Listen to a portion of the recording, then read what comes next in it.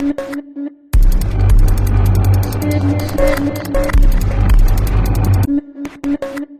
Jimmy Burke, thank you so much for coming on the show and giving us some of your time. Could you give us a brief biography of yourself, please? Sure. My name's Jimmy Burke. I create the Will to Joy podcast, which just completed its first season, 30 episodes out there.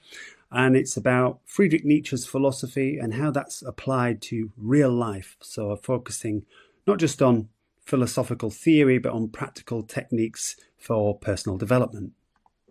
Okay, excellent. We've disclosure again. I've been having all my mates on recently, but we've known each other for, I think we figured out earlier, 17 years. Yes, we've had that mutual pleasure. Yeah, we have. So I suppose, what got you into Nietzsche? Yeah, it's a very basic question. Well, no, it's an important question. You know, why am I here doing this? And the simple answer is, many years ago, when I was at university, I was introduced to Nietzsche, and I attempted to read some of his books then, and I found them really compelling, but quite difficult to understand. And I remember at the time thinking, I wish somebody could interpret this for me into layman's terms. But additionally, as well as that, you know, a sense that there was something in there about the means of changing one's life for the better. Like Nietzsche's philosophy, it's not just theoretical. It is supposed to be practical. It's supposed to be applied. And yet it was very unclear how one does apply that philosophy. And I went hunting around for books that performed that interpretation, translating it into something actionable and practical. And there wasn't anything. So I abandoned that quest to understand Nietzsche, but every few years, I recall, I would be reminded of my interest, and I would have a scoot around on the internet to see if anybody had written the book that I was looking for, and that didn't really happen. But in about 2017, this is many years later, my brother died prematurely from a respiratory illness, and I guess that forced me to reevaluate my own life, my own projects and goals. And also, I guess it reminded me of my own mortality. And at that time, I took another look around to see if anybody had written this book, Interpreting Nietzsche's Philosophy. It still didn't exist. And so I had the bright idea, why don't you do it? Why don't you do it, Jimmy? If you can't find what you need, you have to create it for yourself. And so that's what I did. And later that year, in September of 2017, I went on a big hike on my own on the island of Corsica in the Mediterranean, doing a trail called the Grand Route 20, which is supposed to be the toughest mountain trail in Europe. I think it's about 120 miles. And it was on that mountain hike that I hatched my plans to write this book and started making a concerted effort to understand Nietzsche's philosophy for myself, to interpret it for myself instead of looking for some intermediary who could do it for me. And so since then, for the last 9 years, I've been working on that project. And it's been quite an adventure, a real eye-opener. And I feel like I'm at the point now where I do understand Nietzsche's philosophy. I'm able to interpret it into something practical. And I'm trying to share that with people who might be interested. And then a couple of years ago, a mutual friend of ours died, which I'm sure you recall. And as a result of that, again, that reaffirmed to me the importance of seizing life, seizing the day. And I decided to quit my job at the time. And I was working in public health, in behaviour change, actually. So I was steeped in behaviour change theory, how people can change their lives, change their lifestyles, quitting smoking, reducing their alcohol consumption, improving the amount of physical activity they get, things like that. So I was already in that kind of that world of practical behaviour change, but I quit that job to focus entirely on writing this book, and I've been doing that for the last couple of years, and it's going very well. But it's a bit of a slog. I'm spending a lot of time, on my own. And last year I decided that it was an opportune moment to start sharing some of this stuff which is why I created the Will to Joy podcast.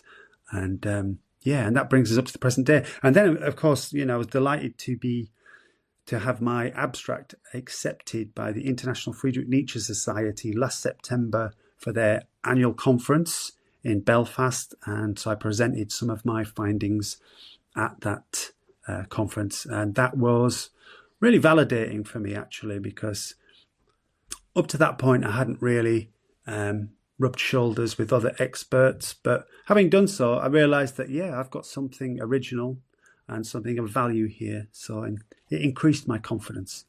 And currently, is it an academic conference? It was an academic conference, and there was like 70, 75 delegates there, and there was only 2 or 3 of us who were independent scholars, i.e. not in academia. So you can imagine how intimidated I was going there. But in actual fact, it was great. Those academics, professors, PhD students, they're just people who've taken a different path in life. And so I felt actually amongst kindred spirits, very reassuring.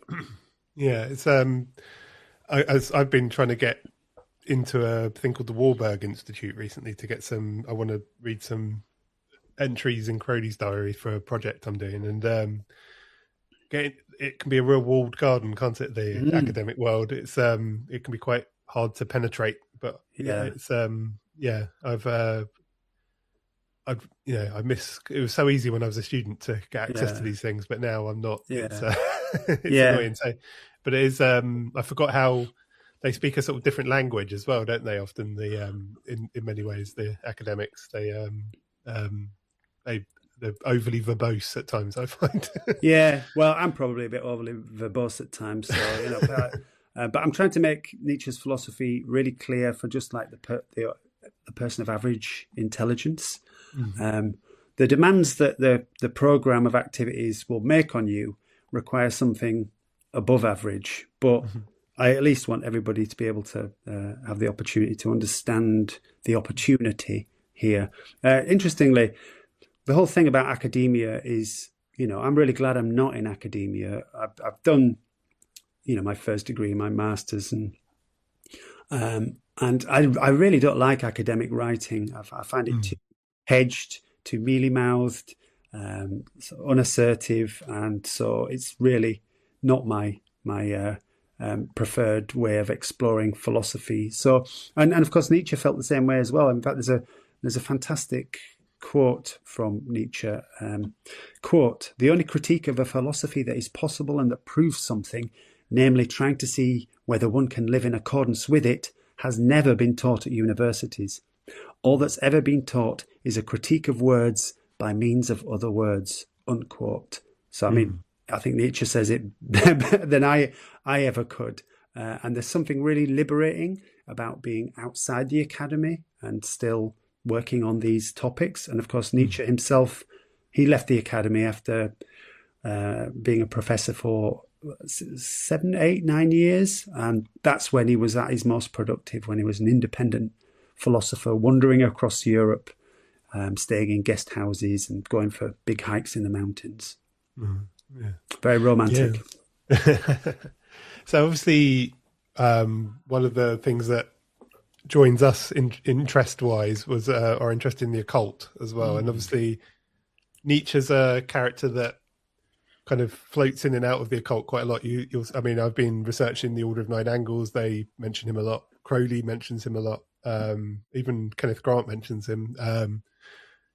So why do you think, what is that kind of draw between the occult and Nietzsche? Well, Nietzsche is controversial. He's a left field iconoclast. He's not part of the mainstream. There is definitely a current of esotericism in Nietzsche. He writes for a particular elite, which he calls the free spirits. It's not a philosophy for everybody. It's not democratized. It's also got a very strong initiatory flavor to it. There's an excellent quote. I'll see if I can pull it up. But this was something that I really encountered when I was trying to self-educate myself into Nietzschean philosophy.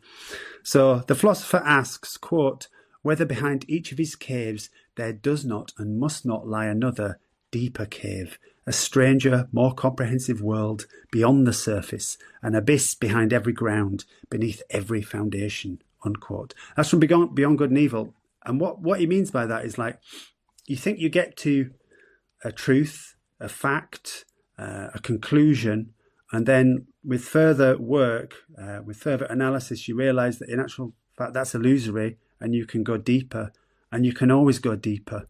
And in fact, there is no bottom. This is like one of his really fundamental metaphysical discoveries, is that it's all illusion. It's illusion all the way down. You've heard that quote, no doubt, about staring in the abyss, into the abyss, and the abyss staring back into you.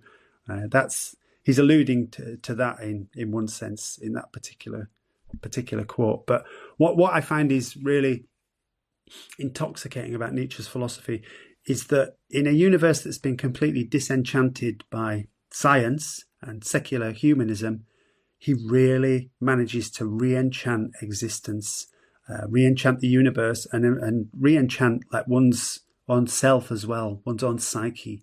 Because for Nietzsche, nobody really knows themselves. It's and in fact, in some ways, we know ourselves less well than other people who are acquainted with us know us. So there's a whole bunch of mysteries and strangeness and potential epiphanies. And I think that really appeals to people who are into the occult. In addition, he's really skeptical about our conventional morality. Obviously, he wrote a book called Beyond Good and Evil. And I think that too appeals to people who suspect that there's something disingenuous and illusory about the everyday world that we occupy, that in fact we're all sort of playing a game, and being aware of that game, being able to sort of step back from it is, well, that would constitute esoteric knowledge, initiated knowledge. And then of course he abhorred Christianity. He was paradoxically both a nihilist and an anti-nihilist, and he believed that everything is will to power. And of course, most practitioners of the occult, if they're into practical magic, are looking for power. But everybody's looking for power. That's one of Nietzsche's axioms. And then, of course, despite the fact that Nietzsche rejects supernaturalisms, he has his own metaphysical theories that seem to entail well, I wouldn't call them supernatural, but they're definitely metaphysical. So the idea of will to power as a universal law is probably the wrong word, but as a universal principle, and Dionysus as the god that represents will to power. So that's the Greek god Dionysus, who's the god of wine and intoxication and dancing. And then, of course, not least, he's got his principle of the Übermensch, which again is about perfected humanity. And I think that dovetails with a lot of the aspirations of magic and the occult too. Helps if I mute my microphone. So when Crowley says will and when Nietzsche says will, where's there? There's a tension there, isn't there? I think there's a difference. It feels like. Yeah, there's a difference, and there's a similarity too. Like for Crowley in Thelema, the task of life is to discover one's true will.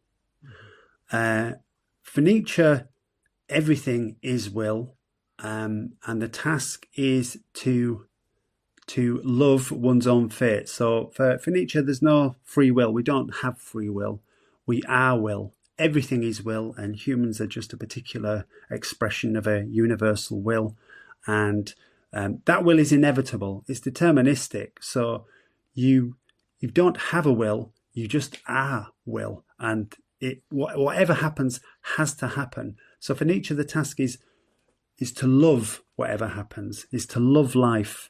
And this is his principle of Amor, fati. So if you can accept your entire past as absolutely necessary and determined, and if you can embrace whatever comes to you in the future whatever befalls you, if you can love all that and accept it and say yes to it, well, then that is Amor fati, love of destiny, and that is essentially affirming the universal will and affirming you as part of that universal will. Does that make sense? Yeah. If that's the case with Nietzsche, how, especially you might be able to answer this because you work with this.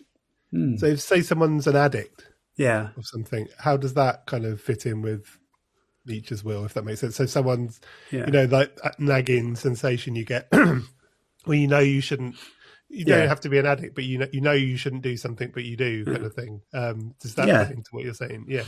Well, so for Nietzsche, and actually I don't think this is just for Nietzsche, I think this is pretty unassailable empirical science, really. Whatever happens can be explained. It can be explained by the determining causes, the antecedent causes that brought it about. So everything happens, I don't want to say everything happens for a reason, but everything can be explained causally. And that includes human decisions. So let's say I've quit drinking, but I've had a really stressful day at work, and I get home and there just happens to be a bottle of wine open on the table, and let's say I've just had an argument outside with somebody and that's stressed me. So I get in, and my commitment to not drink is challenged by these new causal determinants, having had a bad day, having had a stressful experience, the wine being available and open, and I capitulate and I drink. Right. So that what we say is we try and say that somebody's had a moral failing there, that they've let themselves down. But in actual fact, you can trace those inciting incidents that brought that decision about. And let's say I hadn't had a stressful day at work. Let's say I didn't have an argument with somebody outside my house before returning home. And let's say there's no wine at home. Well, the likelihood in that instance is that I'm not going to have a drink. And you can say that's down to me, but really, isn't that down to the environment, the arrangement, the conditions within which that choice is presented to me? Environment's a big thing for Nietzsche, isn't it? Yeah. I don't know too much about Nietzsche, but I do remember reading about Nietzsche and environment seems to play a big part in certain things, doesn't it, for him? Well, that's because we're not in the environment; we're just part of the environment. So humans tend to think they're autonomous agents operating, within a landscape and making choices. But in actual fact, we're absolutely connected to everything. There is no independent existence from the environmental conditions within which we live. It's a bit like, there's a sort of political dimension to this, isn't it? It's like, somebody's a criminal, and on one side of the political spectrum, we might say, well, this person had free will and they're just a bad person. And they should be punished. And then from another political angle, we can say, well, this person had a terrible upbringing. They had poor role models. They've got no money, so they're more likely to commit crimes because they've actually got material deprivation, and all these things add up to our decisions. We are just the sum of our determinants, our upbringing, our education, all the experiences that we encounter during the course of our lives, our culture, the weather, you name it. We don't operate outside of those conditions. We don't even respond to those conditions. We're the sum of those conditions. They're determining our choices. And like people don't like this. They feel offended by the idea of determinism, that they don't have free will and they're not responsible for their own choices. But I think what they're really worried about is the idea that they're somehow predictable, that all their choices that they make can be predicted. But that's not the case at all, because in any system, I don't know if you remember in the 90s, chaos theory was really big. James Gleick, and it disappeared. I'm not sure why, but chaos theory says that even in the simplest system, the tiniest bit of variation will create enormous unpredictabilities. You can't really predict what's going to go on, even in a simple system. It's the principle of the butterfly flapping its wings in China and causing a storm in America. So, in as much as we inhabit the most complicated system you could possibly imagine, the world, just because I know everything about you, Ken, And just because I know that everything you do is going to be a result of the determinants that are playing into your situation at any one time, that doesn't mean I can predict what you're going to do. Your future may be determined. It may be necessary, but it's necessarily opaque. We can't calculate. So people don't need to worry about being a meat puppet. Like, what will happen, and nobody knows until reality unfolds and we get there. And is that where the Dionysian sort of metaphor comes in, I suppose, in a way? But is it learning to sort of love and engage in that determinism, I suppose? And yeah, well, sorry, carry on. But kind of, yeah, I mean, Dionysus, I always think of like a free spirit, drinking, that kind of stuff. Does he use Dionysus as a way of kind of navigating that kind of determinism in a way, if that makes sense? Well, Dionysus represents the universe loving itself. So Dionysus is kind of a Narcissus figure. Dionysus says yes to everything, but Dionysus is everything. So Dionysus says yes to everything, which is himself. And so in that sense, he is the eidolon of joy. And in trying to cultivate Amor fati, loving one's own destiny, that's an aspiration to become more like Dionysus. But Dionysus, he has a few different guises. So for instance, The Birth of Tragedy, Nietzsche talks about the Apollonian and the Dionysian. And these are kind of like two types of consciousness, if you like. So the Apollonian is our rational consciousness. That's one way of putting it. So the Apollonian differentiates and it objectifies and it delineates, it creates boundaries, it sort of discriminates between things. So it conceptualizes, it makes the world comprehensible rationally. And then the Dionysian, on the other hand, is more instinctive. It's right in the moment, it's impulse, and it breaks down barriers. It doesn't differentiate. That's why it's beyond good and evil. Everything just is. But the Dionysian consciousness is ecstasy. So it's a kind of madness because it's completely irrational. Now that is if you look at like the Nietzschean interpretation of history, that was the condition of human beings before they developed acute linguistic rational consciousness. And once we developed linguistic rational consciousness, enabling us to work cooperatively and organize through the use of language, that was in a sense a sort of data compression system. So it gave us a world that's more simple, that's broken up into objects and concepts and the relations between them. It made the world communicable so that we could cooperate. But what you lose is this instinctive, visceral, Dionysian conscious that lies underneath it, that is just, in essence, it's animality. So,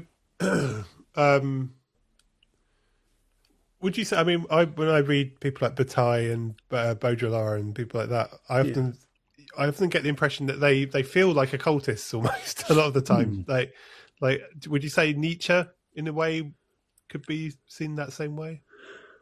Well, it's certainly a very mysterious philosophy, and Nietzsche goes out of his way at times to obfuscate. So it very much feels like an initiatory school at times, and indeed, goes out of his way to make sure some people can understand him, or at least that's his goal. Oftentimes, the cult blind, isn't it? That's what Crowley used to do. These things called occult blinds, where only the true believers could really figure out what he actually meant, that kind of thing. That's right. I actually think, and this has been my experience, it's very difficult to understand any of Nietzsche's books unless you've read all his books. So what you can do, because he uses a lot of metaphor and allegory, it can be quite difficult to understand what he's saying at any particular point. But once you know the whole corpus of his works, you can sort of triangulate and identify definite currents, and that makes it much easier to understand. So, Nietzsche is very demanding in that respect. And it is because he's trying to identify an elite group of free spirits who he thinks hold the destiny of the entire human species in their hands. Because for him, like, God is dead. And what that means is that the belief in an absolute authority is untenable following the Enlightenment. And obviously now we live in a sort of secular humanist civilization. There's still lots of religious people about. Religion hasn't disappeared entirely, but it's significantly diminished. You know, there was a time some centuries ago when everybody believed fervently in the religion of their culture. That's not the case anymore. We're relativists now. You know, people are allowed to pick and choose their beliefs. And that comes with benefits, but it also there's pathologies associated with that too. So yeah, for him, it's an opportunity. God is dead. That's an opportunity. It's almost like the old man of the mountain. Nothing is true. Everything is permitted. It's interesting you're saying about how we used to fervently believe. There seems to be a bit of a push. There's this thing where it's almost like a cake and eat it too scenario you see in the world at the moment. This idea of cultural Christianity. Yeah, I keep hearing about, where people, they like the social order and the kind of balance, or the rule set, but they don't want the mystical side of it. Almost, it's strange. I keep seeing that mentioned. I mean, I know what's his name? He's the God Delusion guy. He talks about this a lot. Dawkins. Yeah, Dawkins, and then Jordan Peterson, people like that. They kind of don't want to especially Dawkins doesn't want to call himself a Christian, but they do espouse this idea of cultural Christianity. It's kind of it's kind of interesting. I wonder what Nietzsche would have made of that.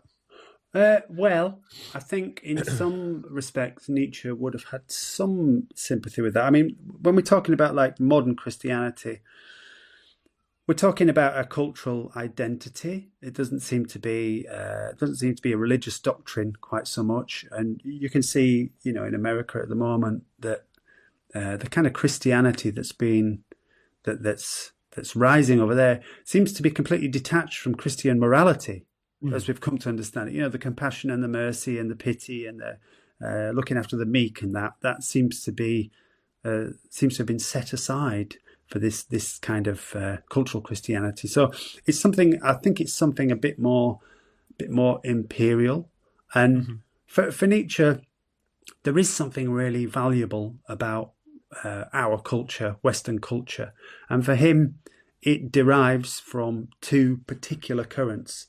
The first is Greco-Roman classical world. So that, Mediterranean being the cradle of civilization for us in northwestern Europe and North America and Australia and what have you. And then there's the Judeo-Christian tradition as well. And those two things form for him Western culture and the Western psyche. And that's not something to be cast aside lightly. It is important. But whether that requires that we adopt this sort of prejudice and bigotry, I don't think that's... Well, that to me seems like something different. And often nationalism, let's face it, nationalism or any kind of chauvinism is often driven by fear. So it's not the most ennobling of motives. So, yeah, you can see it from both sides. I don't know. What do you think, Ken? I'm not sure what I think. I find cultural Christianity also tends to lead towards a backwards. I think it's anti-progressive a lot of the time, if that makes sense. Yeah. So it tends to. South Park just did an amazing episode about this, where there's a song. I'm a good Christian woman, and it's all about basically how Christianity and this kind of movement, especially in America, seems to be very anti-woman, anti-women's rights, this sort of thing. So for me, that's where I have a problem with it, I suppose, where it becomes into that kind of regressiveness. Yeah. Well, that's very Pauline Christianity, isn't it? Very, St. Paul, famously misogynistic. So it's hardly surprising that that's a current within it. But, even the kind of pre-Christian societies in Europe, there's always women have tended to be repressed and made into second-class citizens, and it's hard to sort of escape the conclusion that that's just been down to that's just sprung from like physical strength differential. Whether that's fair or not, I don't know. But I have to say, well, I mean, it clearly isn't fair in terms of our contemporary morality. But for me, like today, to be sexist to me just seems like kind of to be sort of closing down opportunities. I mean, I've known some women that are way more impressive than any man I've ever met, and not just like intellectually, but like physically too. So so why would we not want to tap that extra expertise, that extra resource through ensuring that the whole population have opportunities to thrive, flourish, and contribute? Although I should say, my project is not political, and I avoid the political with Will to Joy, because this is a program about individual aspiration, individual development, and God knows there's enough content out there if you're interested in politics. Fill your boots. Every podcast, every social media platform is just full of like the culture wars, and it's something that I try and give a bit of a swerve to. Yeah, I tend to try and avoid it as much as possible. But so we spoke about Crowley earlier on. What is the kind of relationship? I mean, not direct relationship, but what is the relationship between Crowley's philosophy and Nietzsche? Yeah, well, there is some overlap. So this focus on will is really important. And of course, Aleister Crowley, he, along with Nietzsche, subscribed to the idea that the affirmation of life is absolutely crucial. In fact, I've got a quote from Crowley here somewhere that nails that. Where is it? Oh, God. Okay, yeah, this is from Magic Without Tears, chapter 7. Quote, "The man who denounces life merely defines himself as the man who is unequal to it. The brave man rejoices in giving and taking hard knocks, and the brave man is joyous." Unquote. So that's almost a Nietzsche sentiment right there.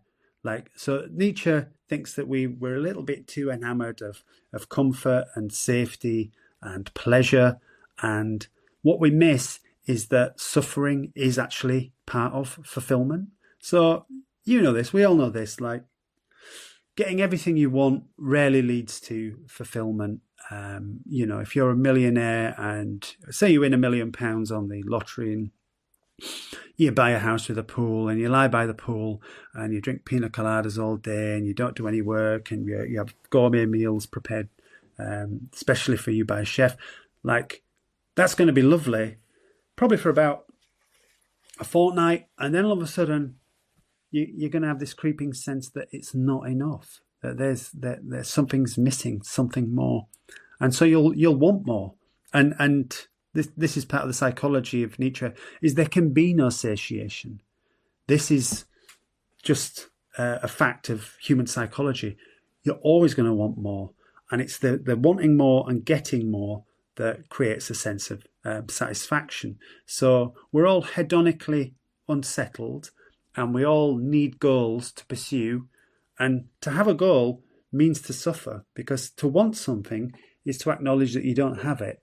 So there's a lack, and that lack is uncomfortable. You don't like it, so you want to change that by getting whatever it is that you desire. And then you'll struggle for it, you'll achieve it, hopefully, if you're lucky, and you'll feel good. But then, of course, you'll find this creeping dissatisfaction comes in again. It's a bit like, a really good metaphor would be, let's say I'm a gymnast and I compete down at my local leisure centre and I've got an aptitude for it, and I win and I get a little cup and oh great, I'm quite good at this. Maybe I should go in for the citywide finals. So I go in for the citywide finals. Lots of struggle, lots of suffering, early mornings, working out, special diet. I win. Great. Oh, well, let's try for the nationals. It's always got to be one more. It's always got to be one step further. And then you get to the Olympics and, you win gold. Fantastic.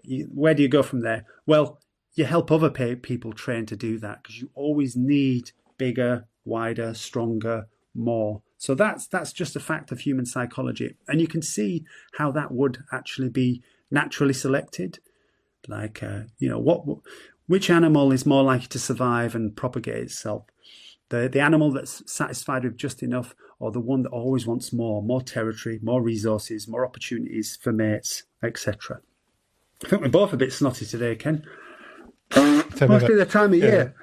Probably let listeners know I've got a cold, so if you keep seeing me like hiding behind my microphone with a tissue, that's why. I'm coming out in sympathy here. Yeah, sympathetic cold. Yeah, it's that collective unconscious. Wrong philosopher there, but well, just to return to your question about Crowley, defining magic. I'm going to paraphrase slightly as causing change to occur in conformity with will. I mean, that is essentially, it's the same thing. It's acknowledging the same process. The fact that, like, you will change, you will different changes. You want to change the world to suit your preferences, your tastes, your needs, your desires. And they have that in common. The difference is that for Nietzsche, there is no pantheon of gods. There is no Aiwass, no Nuit. I mean, we can argue actually about whether Crowley believes these deities to be, actual beings, or whether they are personifications of metaphysical concepts. So there's a lot more overlap than you imagine, I think. I can't remember is Nietzsche a Gnostic saint? I always lose track. Yes, he is, actually. Yeah. I mean, Crowley was obviously very enamoured with him. Yeah. He says in Magic Without Tears, and this is in chapter 48, Nietzsche may be regarded as one of our prophets. And also in the Confessions, he says, Nietzsche was to me almost an avatar of Thoth, the god of wisdom. And then in the Ordeal of Ida Pendragon, which was in the Equinox 1/6, which I've never read actually, apparently in that, again, he writes, read Nietzsche. So, yeah, he had a fondness, let's say. Yeah. So let's go back to the God is dead thing, because that's obviously, as what's the word I'm looking for? Kind of Nine Inch Nails have obviously made that a very big phrase that people, in the modern world, I suppose, but some people don't realise that kind of sources from Nietzsche. What did he? Is that a metaphysical claim, or is that a cultural claim, or what does he mean by this? Well, it's not a metaphysical claim. It's the deflation of a metaphysical claim. It's saying that, like, God is a fiction which has run its course, something in which we no longer can credibly believe as a result of the scientific revolution. And what that means is that all the values and all the suppositions which we'd taken from Christianity in the West need to be questioned. So that includes our morality, but concepts such as the soul as well. So, one of my friends who is not a Christian, is an avid atheist and always has been as far as I know. Recently, he said to me, but what about the soul? And I was kind of surprised. I'm like, well, that's that's a Christian dogma, the idea of a soul. So do we have souls? Well, I'd say, do we need souls? I mean, everything that you are can be explained by those determinants I alluded to earlier on. Your parents, the morphology of the species to which you belong, your history of experiences throughout your life.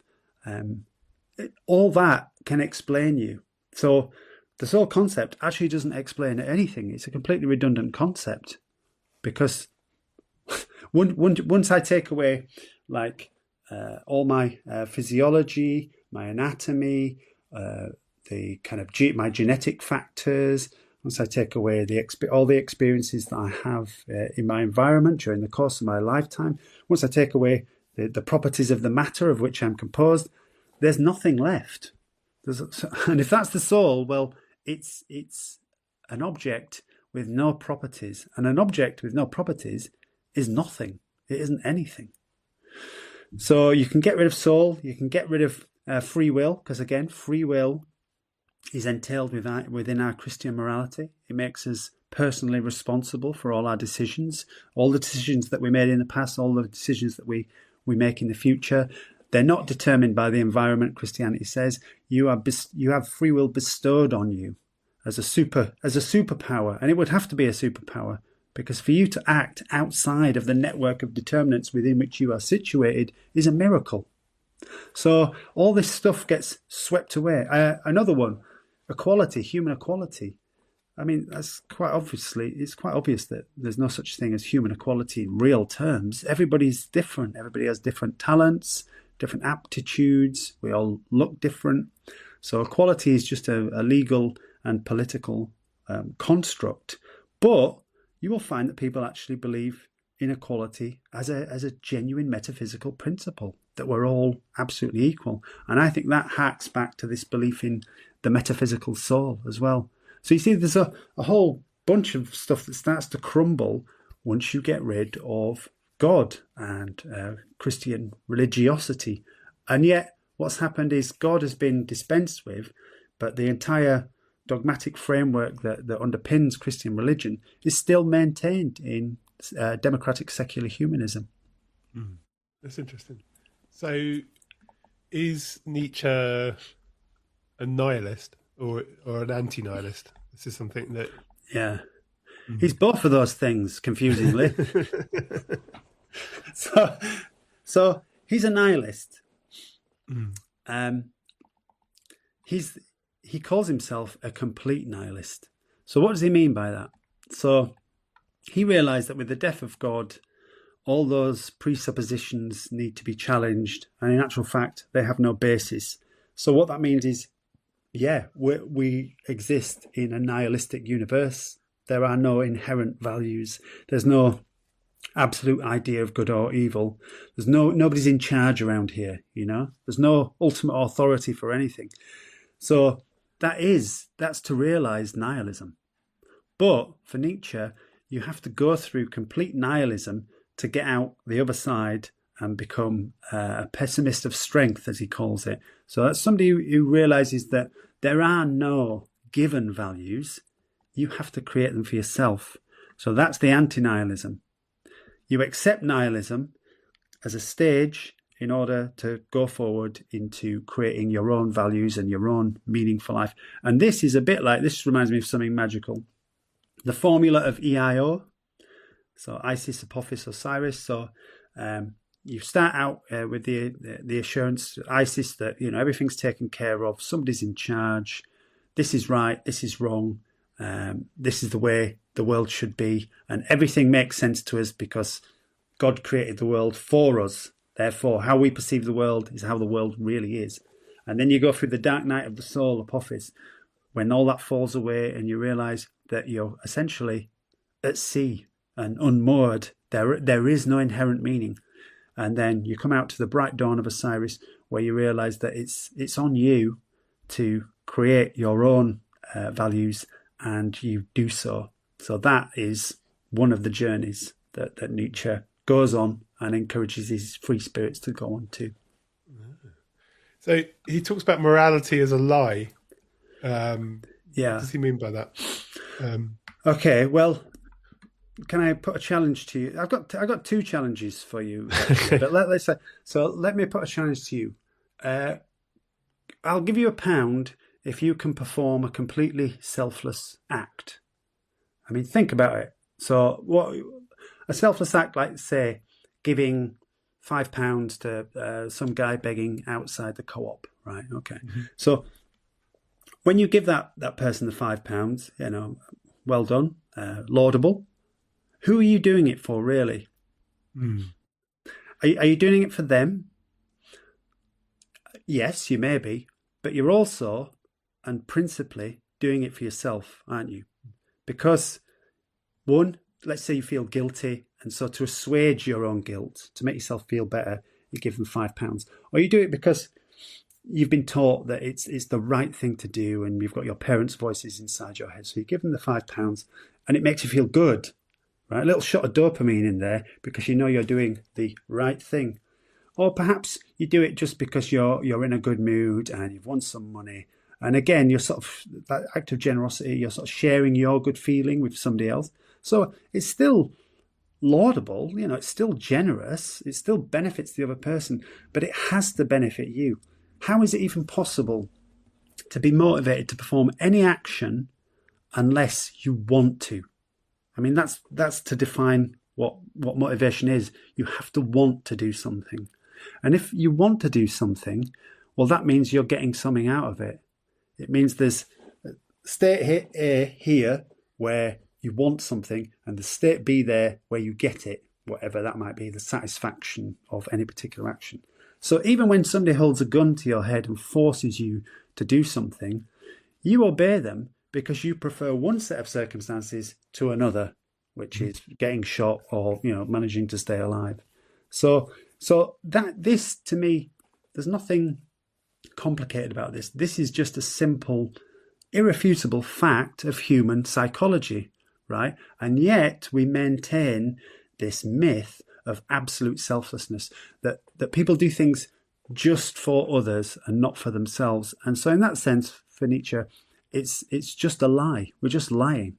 And what's wrong in Nietzsche's world? What's wrong in doing something for you that benefits somebody else? Being that you can't escape that anyway, why not just be honest about it? So, sorry, there was... Do come in, Kevin. I had a second challenge for you as well. Yeah, okay. You ready? Mm-hmm. Okay, so we talked about free will earlier. If you believe in free will, here's my... This is out to all your listeners and viewers. If you believe in free will, I've got a challenge for you. Perform one action that has got no causal antecedents. It doesn't even make sense. It doesn't even make sense for you. Even having a thought that has no causal antecedents prior to it doesn't make sense. It's absurd. And the absurdity of the challenge, the absurdity of the demand that I'm making, illustrates the absurdity of free will itself. The idea that you could act for no reason at all doesn't make any sense. Not only does it not make any sense, even if you had that ability, it would be selected out by evolution pretty quickly, because how could it be useful to make choices that have nothing to do with the circumstances within which you're making that choice? It's a madness. So there you go. There's two kind of Judeo-Christian metaphysical precepts that I think are quite convincingly dismissed just by simple reflection.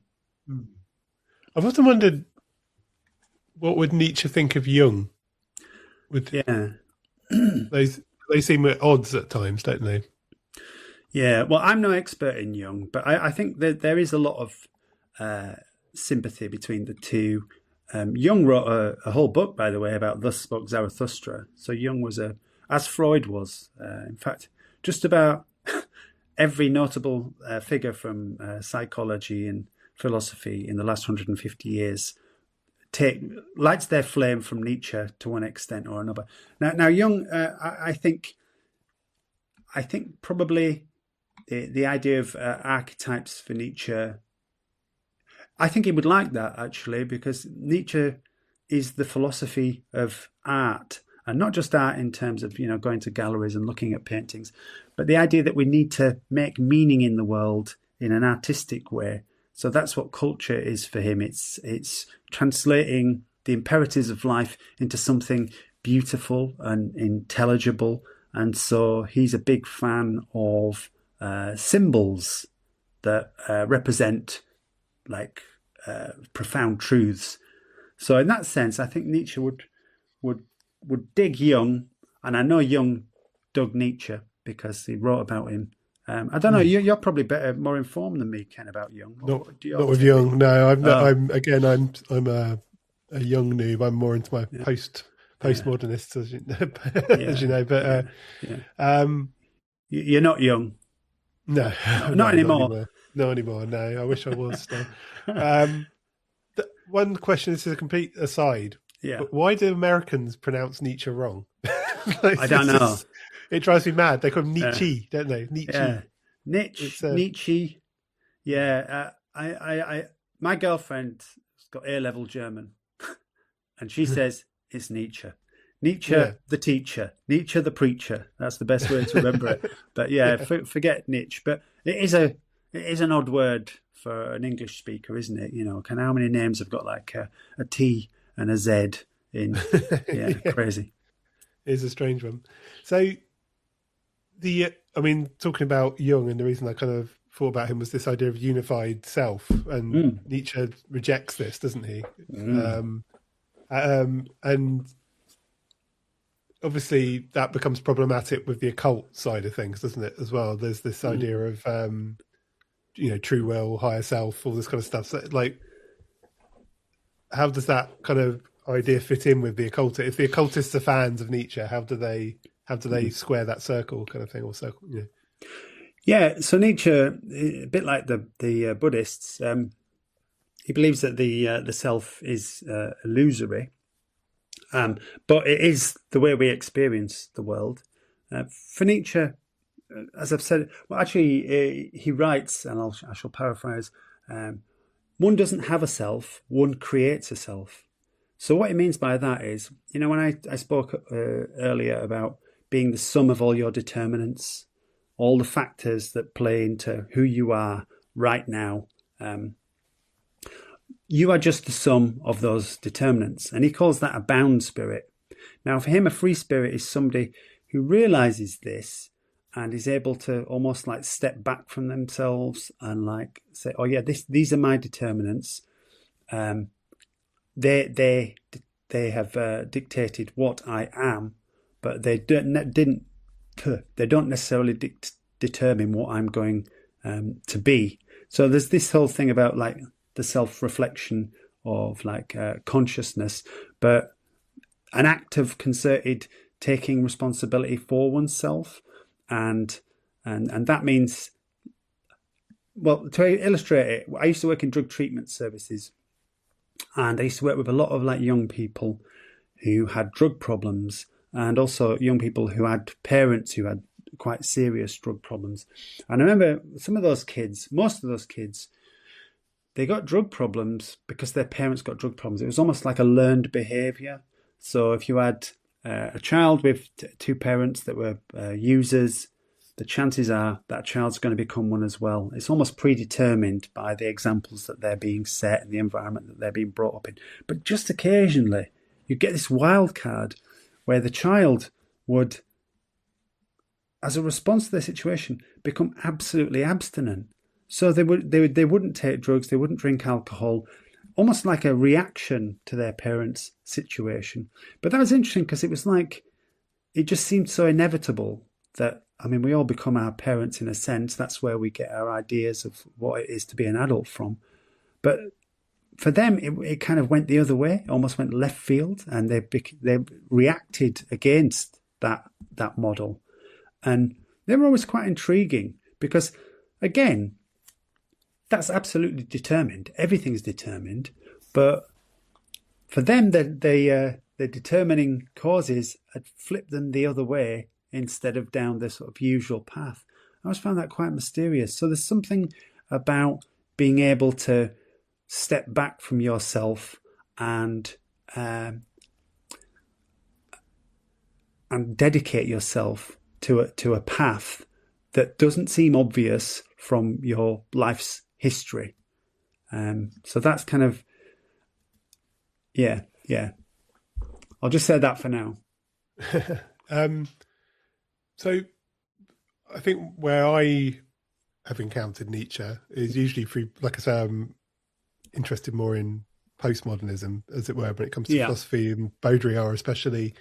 He talks about the endless recurrence a lot, and this, and you actually see it in a way in culture a lot at the moment as well. This idea of kind of destruction and rebirth, and it's almost reflected in cynicism sometimes in the arts. I think where a good example of this is, when Star Wars came back, for example, the idea that one of the criticisms of it was that they killed off all of the old characters to kind of bring about this new kind of, and there was a bit of a backlash against that. This kind of this idea that you have to destroy to to kind of, it's weird. It's a weird, and you see it a lot with popular culture, especially. What could you talk about Nietzsche's because it's kind of sourced from Nietzsche, isn't it? This idea of eternal recurrence. Well, at least Yeah. he comments on it at least Yeah. quite heavily. Yeah. Is it in the? I've forgotten the name. Is it the Gay Science? He talks Yeah. about it. Yeah, that's the book. Is it? Because that's the one that gets referenced a lot by Baudrillard. Interestingly, okay. but, Yeah, no, yeah. it talks about it in a lot of places. It's in Thus Spoke Zarathustra to a significant extent, but it is something that you will find again and again throughout his work. So there's sort of two things there. One is like for Nietzsche, great quote, for a temple to be erected, a temple must be destroyed. So for Nietzsche, the nature of existence is that destruction is part of creation. I mean, if you just think about the fact that, like, what is creation? Well, it's reconstitution, isn't it? So you when you create something, you create it like, say you're creating a Lego, say you're creating a Lego giraffe. Well, you need some Lego pieces, right? So, and those Lego pieces might already be, as a Lego rhino. So you need to smash the rhino in order to make the giraffe. Or perhaps a better example would be like a pregnant woman. Like, to create that baby, she needs to be nourished. She needs to take in food, oxygen, not carbon dioxide, and nutrients. And all that goes to constitute the baby. So the pregnant woman needs to destroy food, organic living things, in order to reconstitute them as a child. So creation and destruction are two sides of the same coin, and you can't have one without the other. And the eternal recurrence for Nietzsche is the idea that, a bit like the Hindu Great Year, events just go round and round, and they always repeat exactly the same.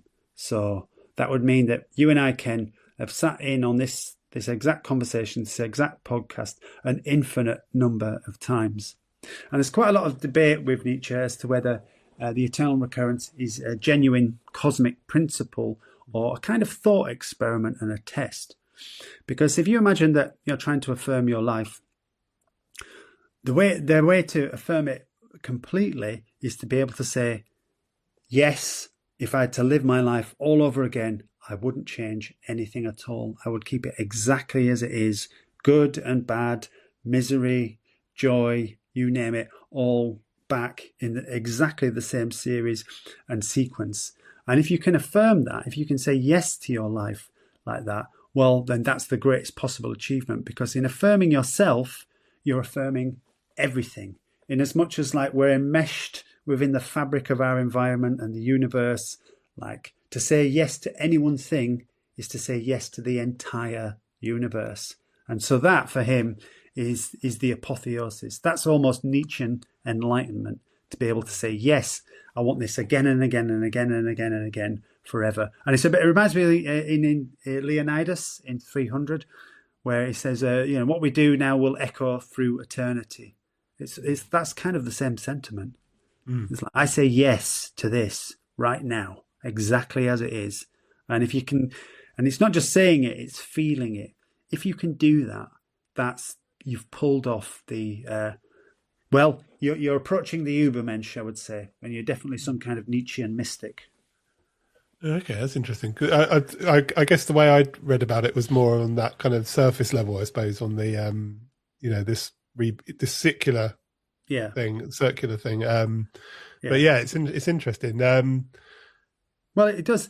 I mean, there are lots of different ways of reading the eternal recurrence, and one is that the universe does recur eternally, and what that would mean is, say if the universe is a self-contained economy of energy, and being that it's eternal, it has no beginning, no end. It can only go through a set number of configurations. I mean, that might be an incomprehensible trillions upon trillions upon trillions upon trillions, right? But if it can only go through a set number of configurations, eventually the same configuration in an infinite period of time is going to come around again.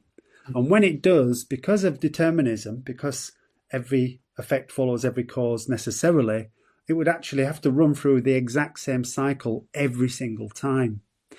Now, that's kind of debatable theoretically, because the idea that the universe, even in an infinite period of time, could arrive back at exactly the same configuration is hard to credit.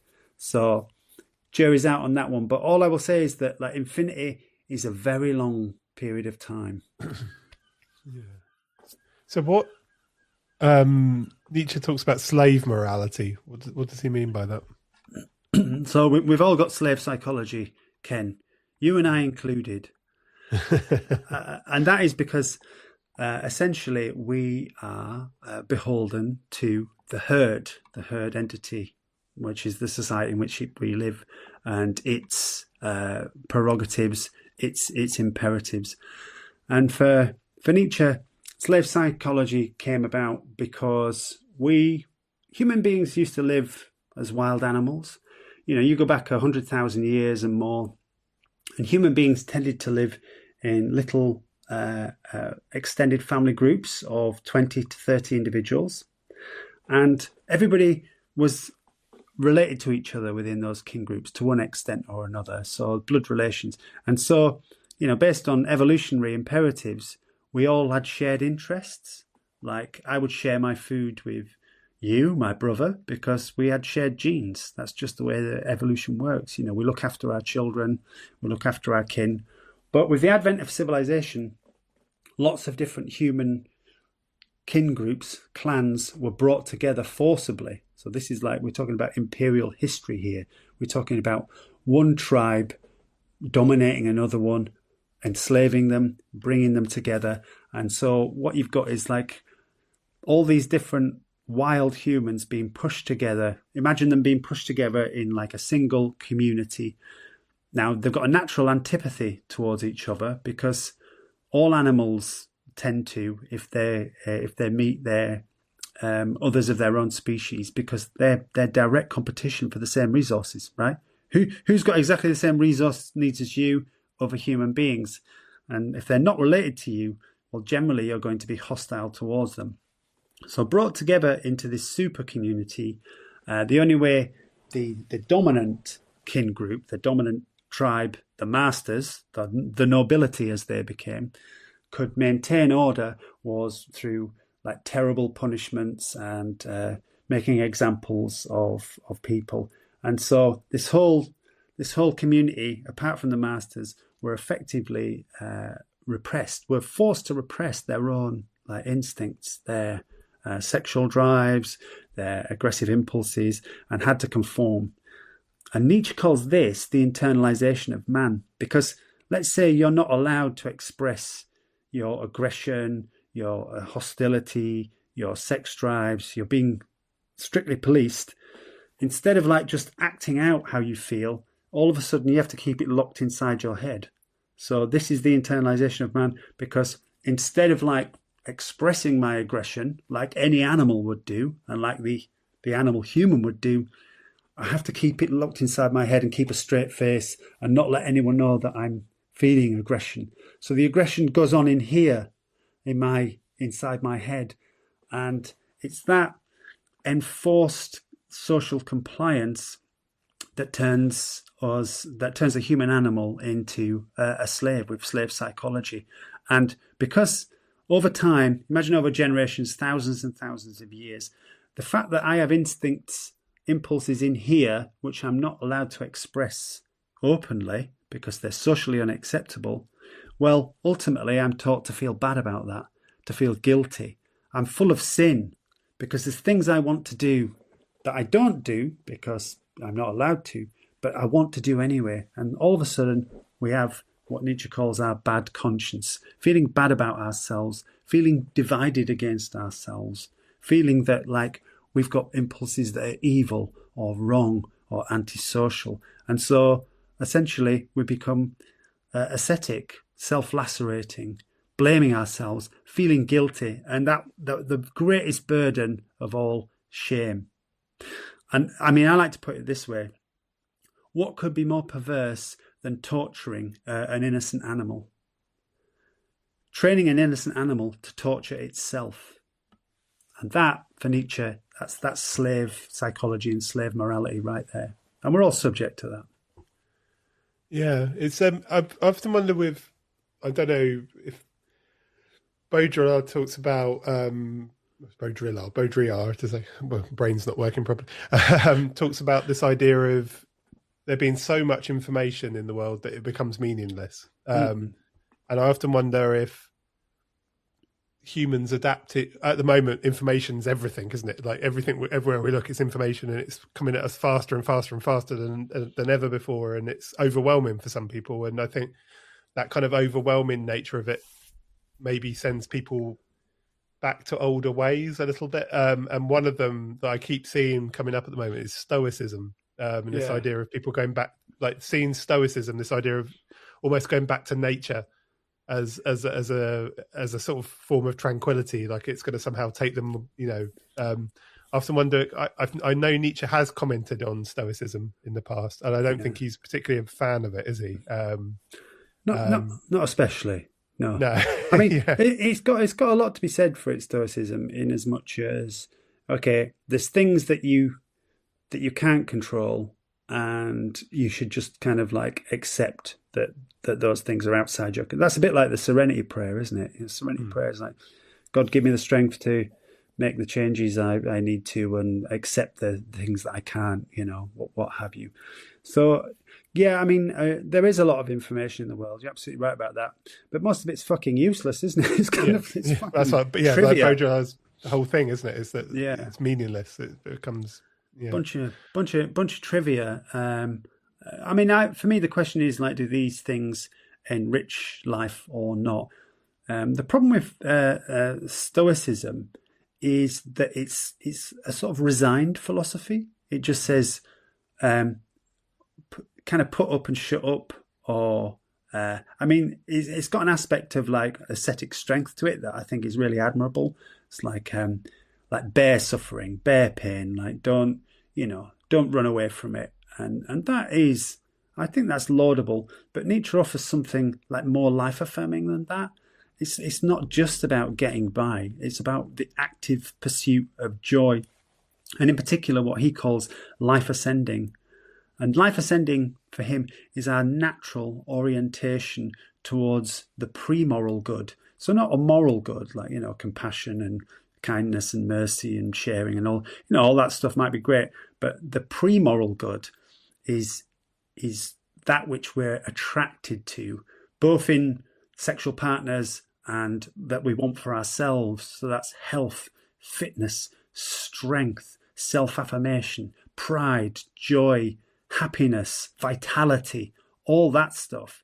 That for him is life ascending, and the apotheosis of all those things is Dionysus. So if you imagine we're all directed towards like beauty. That's another really important aspect of this, which encompasses all those things, and that's why we're so intoxicated by it in other people, and that's why we want it for ourselves, because that is true, it's genuine magic, that stuff. And confidence as well is a real sort of signifier of ascending life.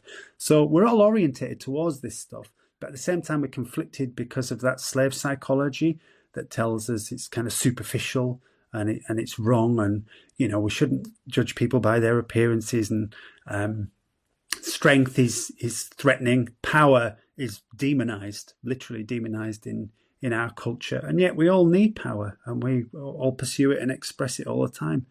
So for him, kind of this pursuit of life ascending is the real adventure of existence. So that belies any sort of stoic resignation, I think. And I think we can do better than Stoicism.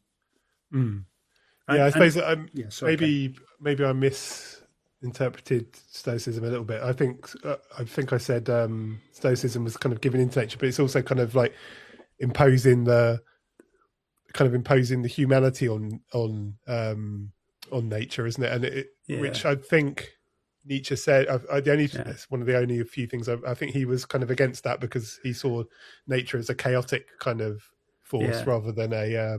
That's right. And it's almost like he saw it as a lie, almost, Stoicism, because you can't impose human will on nature because of its chaotic nature, kind of thing. I think that was one of the things I read about.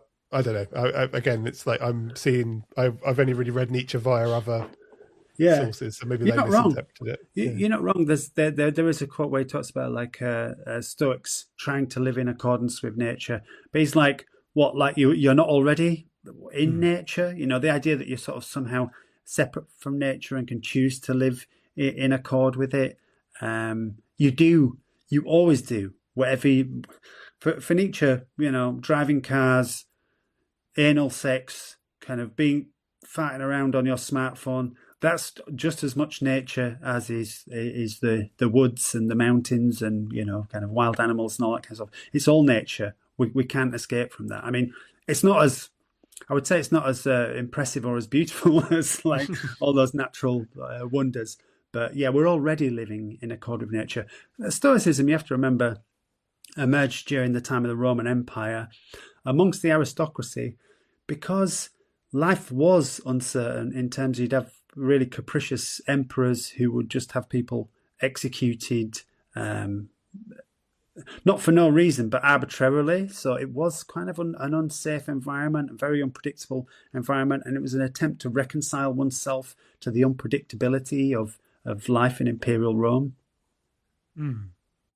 I suppose we've brought it up a little bit, but how do I become the Übermensch? Like from a Nietzsche. You're already there, mate. Surely.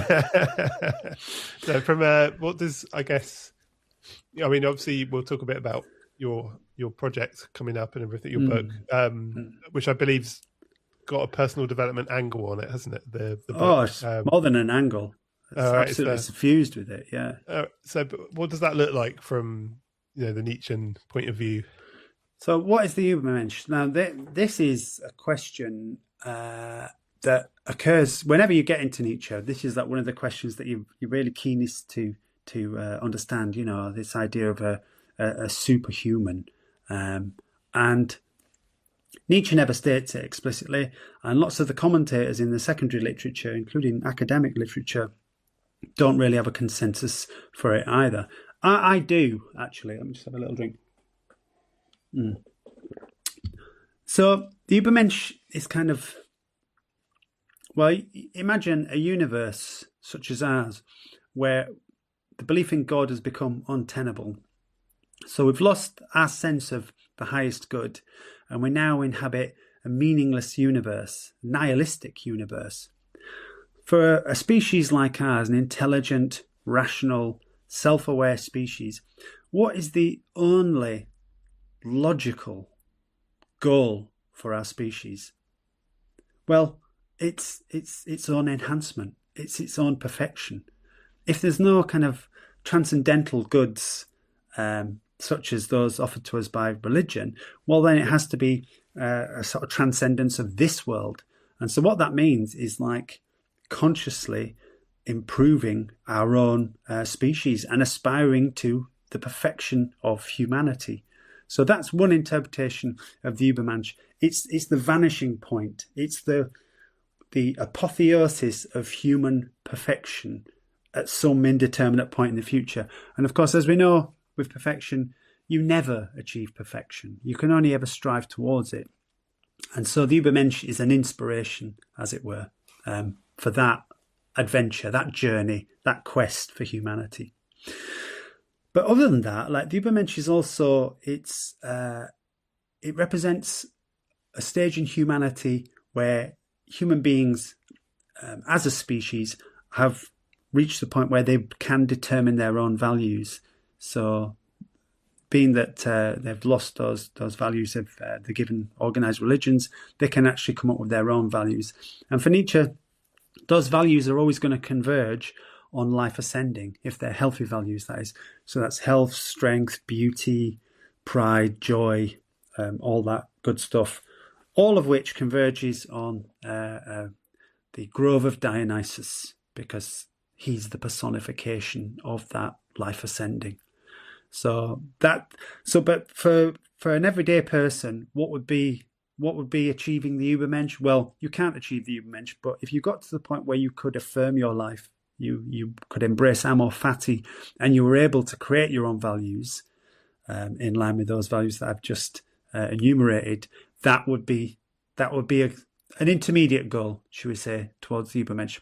And the really interesting thing about all those goals, beauty, health, strength, power, is ultimately they all distill down to Nietzsche's will to power. That's what will to power is. It's the most life-affirming dynamic in the universe for him. Is the tree? Would you say there's some link between the tree of life in some ways and Übermensch in this idea of traveling through different states, I suppose, and well, I mean, it's this aspiration towards some kind of transcendence, right? And for the Kabbalists, that transcendence involves some state of enlightenment, I guess. Or you could say that about all the religious traditions, really. Is that what the mystics are after? They're after enlightenment, unity, oneness with God. Nietzschean philosophy is very religious in the same respect because it does promote a transcendence. It's just that the transcendence doesn't involve any afterworld, any other world, any world hidden behind this one. It's of this world. For him, enlightenment is Amor, fati, and transcendence is that journey towards, like the Übermensch, towards a sort of perfected state of humanity. So it's a transcendence. Well, if you consider those life-ascending values, beauty, health, strength, pride, power, so on and so forth, that they represent the transcendence that we're looking for, because what they are is the health of a species that's evolving, that's not evolving into a dead end like the dodo, but is actually becoming more, is enhancing itself more and more towards eternity. So is it reachable? Is it a reachable goal, or is it like just a myth to kind of attain to? Does that make sense? Well, improvement is achievable. Perfection is necessarily unachievable because when does enhancement end?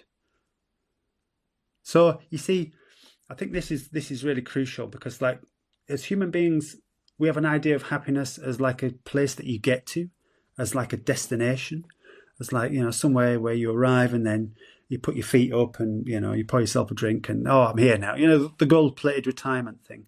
But for Nietzsche, happiness isn't a destination. It's action. It's the trajectory that you're on. It's the sense of moving forward. It's the moving itself. It's the journey itself that is the fulfillment. It's not the journey to a destination. The destination, the happiness destination, is a mirage. Yeah, it's a mirage. It's a horizon. It's a horizon. That as you travel towards the horizon, when am I going to get to the horizon? Oh, it's always over there. You never get there. Yeah, and that's one of the unhelpful delusions of like human happiness is that because we think in terms of like goals and purpose and steps, we think you actually get there. Well, no, it's not about getting there. It's about going there. That's where the fulfillment is found. Now, talking about getting there and fulfillment, when are we going to get this book? Oh, okay. Right. Oh, well, I'm working on it at the moment. I'm hoping to have a draft by spring, and I'm gonna make it available pretty quickly because I've been looked at the options. I think is it the sort of Kindle Unlimited, something like that offers a really good deal for authors and enables you to get your work out there pretty quickly. So definitely this year. And this book is going to be called, it focuses to a great extent on those life ascending values and life as something that's erotic and aesthetic. And of course, my presentation is going to be absolutely practical. I've already been sharing some practical techniques through my Patreon and some within my podcast too, the Will to Joy podcast. But the book is going to be called Nietzsche, Sex, Power, a Manifesto for Life Ascending. I'm very excited about it. The last time I spoke to you, it was in a sprawling kind of Not have you been killing your babies and bringing it? Oh, all about killing the babies, Ken. I'd like 500,000 words at one point, but I spent like the last 9 years trying to write this book, and it's in trying to write the book that you get to the point where you are actually able to write a book. So Nietzsche, Sex, Power, this book, I started writing just at the beginning of December. So taking all that knowledge and information and insight that I've managed to accrue over the years, and now very efficiently I'm funneling it into a book that's going to be of a manageable size, because previously my text was longer than the Lord of the Rings trilogy. Imagine that.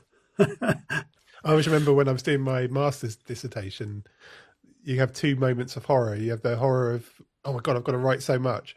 And then when you actually write it, you've got, oh my God, I've got too much. Then you have to sort of put it down. It's like, right. It's a similar process, I think, isn't it? It certainly is. When I presented at the Friedrich Nietzsche conference last September, I did a paper and it was 5,000 words. And then I learned that I had to present this paper in like 20 minutes. And so I realized I had to edit it down to 3,000 words. And my God, that's where the work really comes in. It's like, how can I say this more efficiently, more succinctly, with greater concision? But it's a really good exercise to undertake. The only thing for me is like, the sacrifice I don't want to make is that I want to make this stuff explicable for people who are not familiar with like even popular philosophy, never mind academic philosophy. I want to make it accessible, because the important filter in this program is not comprehension, it's in action. Can you raise your game such that you can take on these challenges and adopt these practices and undertake these experiments? So yeah, but I'm very happy with where I am right now in terms of the book, and I feel very confident that it's going to be something unusual, and new, and of value. So look out for that. And if people want to find you online, obviously you've got a podcast. Tell us where to. Yes. Where to. I will. Well, yeah, come check out the Will to Joy podcast. It's available on all the platforms. There's 30 episodes on there. And I'm really pleased with the way that span out, because I didn't have a plan as such, no sort of syllabus, but in the last 3 episodes, which constitute the season finale, I do a really comprehensive explanation of Nietzsche's will to power concept. And I'm so pleased with that, because it's my original interpretation, and I intend to present it at next year's Friedrich Nietzsche conference, which is going to be in Athens. So check out the podcast. I'm also on Substack. I'm across the social media platforms, as you'd expect. And I've also got a Patreon for those who really want to grapple with some practical techniques right now. And at the moment, we're exploring an experiment called Via Dolorosa, which means the way of sorrow. You may know that, Ken. But the Via Dolorosa is an exercise in engaging with suffering and misery, literally trying to make yourself miserable. Now, that doesn't sound very radical, but it is, because I'll wager that most of your listeners and viewers have never attempted to make themselves miserable in their lives. It's just not what we're programmed to do. And in fact, there's a question as to whether it's even possible. So yeah, come join us. And then the book later this year. Brilliant. Well, thanks so much for your time, and thanks for coming. Thank you, Ken. Thank you. Always a pleasure.